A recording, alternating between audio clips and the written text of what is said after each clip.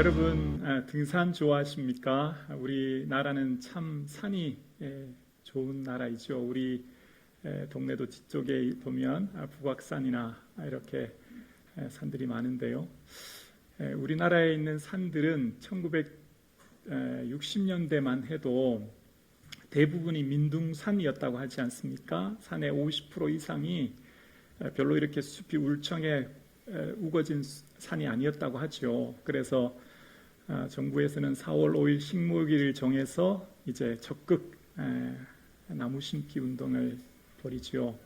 그래서 4월 5일이 되면 이곳저곳에서 나무를 심는데요. 소나무를 심기 위해서 정부에서는 독려했고 이곳저곳에서 많은 곳에서 소나무를 심었다고 합니다.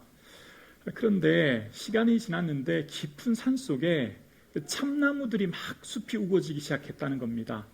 분명 정부에서는 소나무 심기 운동을 열심히 해서 소나무를 심고 가꿨는데 시간이 지나서 보니까 깊은 산 속에 참나무 숲이 우거지기 시작했더라는 겁니다. 그래서 어떻게 된 것인가 알아봤더니 이 다람쥐가 도토리를 입에 잔뜩 물지 않습니까? 한 8개에서 10개 정도 문다고 하나요?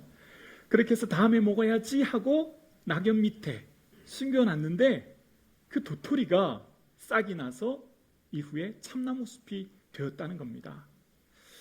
여러분, 우리 인생은 우연은 없습니다. 어쩌다가는 없는 거죠. 오늘 이곳에 여러분을 모시기 위해서 여러분의 사랑하는 가족분들은 2달부터 1년 전부터 5년 전부터 길게는 20년 전부터 여러분을 위해 기도하고 준비하고 헌신했던 분들이 이곳에 계십니다. 그러면 오늘 이 자리에 왜 여러분을 모셨을까요? 여러분을 이곳에 초대한 이유가 뭘까요? 왜 이곳에 그토록 교회 한번 가자고 모셨을까요? 교회에 모신 이유는 더 행복한 가정을 이루기 위한 것입니다. 더 행복한 삶 되기 위한 거예요. 행복한 가정은요, 감탄사가 많대요. 우와, 그래? 이런 감탄사가요. 아내가 찌개를 끓여왔습니다. 여보, 내가 된장찌개 처음 끓여왔는데 맛있으려나 모르겠어. 우와, 어떻게 해요? 대박, 짱! 이래야지. 여보 어때? 먹을만하네. 여보, 나 오늘 진급했어. 부장으로 진급시켜주네. 그냥 오늘 진급이 됐어. 그럼 아내가 어떻게 해야 돼요? 우와, 대박, 나도 이렇게 좋은데 자기는 얼마나 좋아. 그런데 아내가, 그래? 월급 좀 올랐겠네. 얼마나 올랐대? 토요일 출근해야 돼? 여러분, 감탄사가 행복한 가정을 만든대요. 우와, 그래? 그래서 여러분, 예전에 우리 할머니들이 집에서 막 놀다가 아장아장 걸을 때 아기가 문턱에 탁 넘어지잖아요. 그럼 할머니가 어떻게 합니까? 문턱으로 달려가서 문턱을 이놈 맴매하잖아요. 그게 뭡니까? 더 슬퍼해주고 더 공감해주는 거잖아요. 할머니들은 그런 공감의 지혜가 있었던 거예요. 나는 너보다 더 슬퍼. 나는 너보다 더 기뻐. 가정은 어떤 곳입니까? 기쁠 때 더 기쁘고 슬플 때 더 슬픈 곳이 가족 공동체죠. 그래서 우리의 가족은 더 행복한 공동체를 만들기 위해 함께 공감하고 함께 나누기 위한 거예요. 여러분, 맛집에 가면 제일 먼저 누구 생각나요? 저는 애들하고 아내가 생각나더라고요. 다음에 또 와야 되겠다. 다음에 아내 데리고 와야 되겠다. 저만 그러신가요? 표정이 그렇지 않나요? 좋은 데다가 그렇잖아요. 좋은 데 바닷가 가도 좋은 여행지 가도 가족들 생각나잖아. 왜 그러나요? 좋은 거 나누고 싶거든요. 함께하고 싶거든요. 그러니까 오늘 이곳에 모신 여러분에게는 내가 가지고 있는 좋은 걸 좀 나누고 싶고 함께하고 싶기 위한 겁니다. 김진호 가수가 부른 가족사진이라고 하는 노래가 굉장히 유명하던데 그 가수의 노래 구절 보니까 이런 구절이 있더라고요. 내 젊음 어느새 기울어져 갈 때쯤 그제야 보이는 당신의 날들, 나를 꽃피우기 위해 걸음이 되었던 그을린 시간들. 여러분, 행복은요 저절로 되지 않아요. 우리의 가정이요 어쩌다가 이렇게 된 게 아니에요. 지금 우리 가정이 이렇게 행복한 가정이 된 건 누군가의 수고가 있었던 거죠. 어느새 나이가 들고 보니까 아버지는 이런 힘든 일이 있었구나. 사실 중년의 남성들 다 경험하잖아요. 속에 사표를 늘 넣어 다니잖아요. 아이들과 아내만 아니면 벌써 제출하고 쉴 텐데 나이가 들어보면 알게 됩니다. 누군가는 수고하고 어려움이 있었다는 것을요. 그러니까 아버지의 눈물에 열매가 오늘 난 거예요. 누군가의 헌신의 꽃이 내가 된 거예요. 그래서 오늘 우리가 살아가는 저와 여러분의 삶에 저절로 된 행복은 없습니다. 저절로 이루어진 인생은 아무도 없어요. 알고 보면 다 누군가의 수고와 헌신이 있었기 때문인 거죠. 여러분, 우리는 직장 생활을 막 하는 20대 후반, 대학을 이제 막 졸업한 우리 20대 후반의 청년들을 사회초년생이라고 부르지 않습니까? 그런데 우리는요, 알고 보면 다 우리 모두가 인생 초년생입니다. 그러니까 우리의 인생은요, 80대 어르신도 처음 80세를 겪는 거예요. 90세 어르신도요, 처음 90세를 겪는 거예요.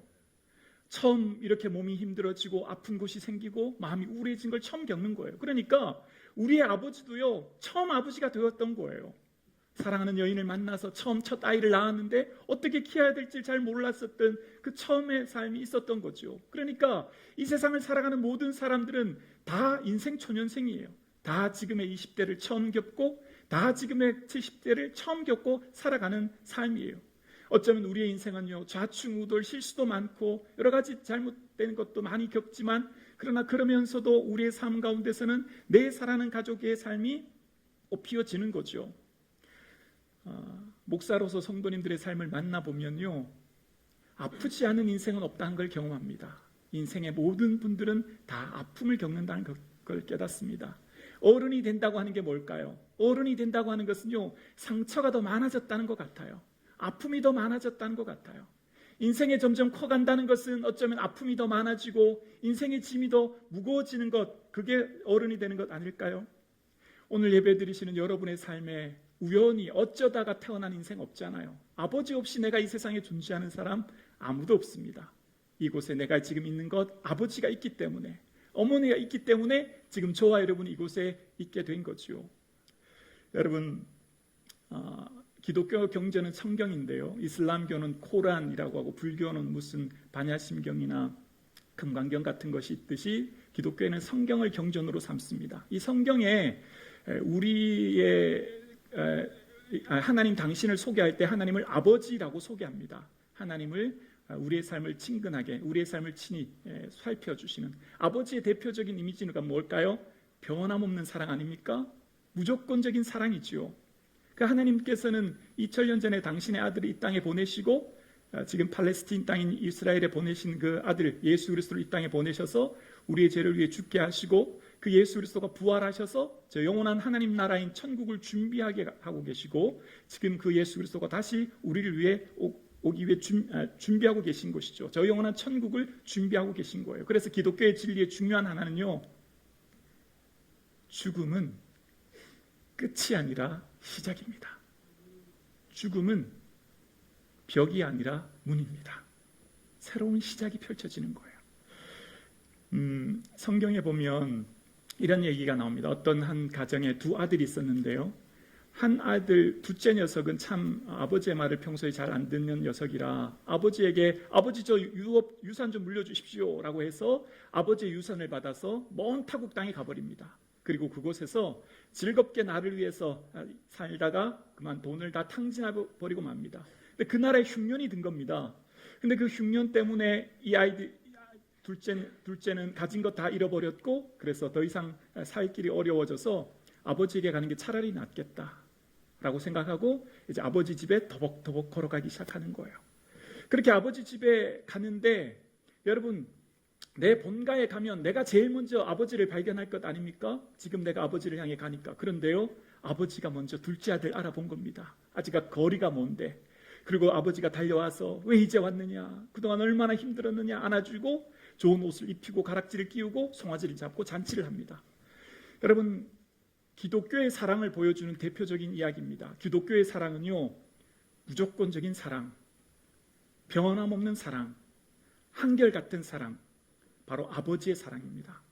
그런데 유니버시티 서든 캘리포니아 비교 종교학 교수인 리 스트로베리 교수가 이 이야기에 대해서 책에 이런 얘기를 합니다. 이 돌아온 둘째 아들에 대한 이야기가 불교에도 있대요. 불교 경전에도 나온대요. 근데 그 경전에 보면 돌아온 둘째 아들은 그 뒤부터 25년 동안 아버지 집에서 똥을 치우면서 고행의 삶을 살게 한답니다. 그리고 이슬람 교회는 이 자료가 있나 봤더니 이슬람 교회는 이 이야기가 아예 기록될 수가 없다는 거예요. 코란에는 이것이 아예 기록될 수가 없대요. 왜냐하면 이슬람 교회는 명예살인이라고 하는 것이 있대요. 아버지의 명예를 더럽힌 사람은 문 밖을 나가면 그 가족이 혹은 이웃이 그를 돌로 쳐서 죽이기 때문에 이슬람 코란에는 아예 이런 얘기가 기록될 수가 없다는 겁니다. 근데 이 이야기는 성경에 기록되어 있습니다. 뭘 말하려고 할까요? 변함없는 사랑이 있다는 것입니다. 그것이 바로 하나님의 사랑이라는 것을 보여주기 위한 것입니다. 여러분, 우리의 삶 가운데 기독교의 진리가 있습니다. 기독교의 진리는요, 자유를 줍니다. 진리를 알지니 진리가 너희를 자유케 하리라고 이야기합니다. 기독교의 진리를 맛본 사람은 자유를 경험합니다. 그 대표적인 자유는 무엇일까요? 바로 죽음에서의 자유입니다. 기독교의 진리는 예수 그리스도이시고요. 예수 그리스도를 믿고 의지하는 자에게는 죽음에서의 자유를 경험하게 됩니다. 여러분, 행복은요, 시간이 좀 빨리 가는 거래요. 여러분, 아프면 밤새 시간이 왜 이렇게 안 가는지 몰라요. 그런데 즐거운 사람과 함께하면, 또 맛집에 가면 시간이 빨리 가듯이. 그런데요, 인생의 공통된 답이 하나가 있습니다. 인생은 다 참 빨리 흘러간다는 것입니다. 시간이 이렇게 빨리 가는지 몰라요. 그래서 성경에 보면 모세라고 하는 120년을 산 사람의 고백이 이렇습니다. 우리의 평생이 순식간에 다하였다고요. 순식간이 무엇입니까? 호흡 한번 하는 것 아닙니까? 한번 후 들숨과 날숨하는 시간 말입니다. 우리 인생은 이만큼 짧다는 것입니다. 우리 인생 이만큼 속히 흘러간다는 겁니다. 그래서 이렇게 빨리 흘러가는 인생 가운데 우리가 삶을 살아보면 나이가 들면 깨닫는 것이 있습니다. 점점 한계를 느끼는 겁니다. 아, 인생이 내 뜻대로 되지 않는구나. 그리고 또 하나 깨닫지요. 인생은 짧다는 겁니다. 쉽게 사라지고 빨리 흘러간다는 것을 경험합니다. 그래서 우리의 삶은요, 모든 사람은 다 죽음을 두려워합니다. 죽음이 두렵지 않은 인생은 없지요. 우리 인생의 모든 불안의 근원은요, 죽음이라는 것입니다. 여러분, 수술을 하기 위해서 수술대 베드에 수술실을 가본 경험이 있으십니까? 저는 그런 경험이 있거든요. 수술실 베드에 누워서 수술실에 가면요, 수술실 순서에 쭉 베드가 기다리잖아요. 그런데 이곳저곳에서 막 울음소리가 들립니다. 이곳저곳에서 흐느끼는 소리가 들려요. 왜 그럴까요? 수술에 대한 공포와 두려움 때문입니다. 모든 사람은 다 인생의 마지막 궁극적인 죽음에 대한 두려움이 다 있거든요. 그래서 여러분, 우리의 삶에 가장 귀한 건 돈으로 살 수 없지 않습니까? 여러분, 인생에 정말 소중한 것은 돈으로 살 수 없지요. 우리 인생에 가장 소중한 것은 생명인데요. 이 생명은 돈으로도 힘으로도 능력으로도 살 수가 없습니다. 여러분, 만약 병원을 가셨는데 선생님, 앞으로 6개월밖에 살지 못할 것입니다. 이런 마음 들으면 여러분 가슴이 출렁하실 겁니다. 이제 공허함이 밀려올 것입니다. 그런데요, 여러분, 알고 보면 우리 모두는요, 모두가 다 시한부 인생이에요.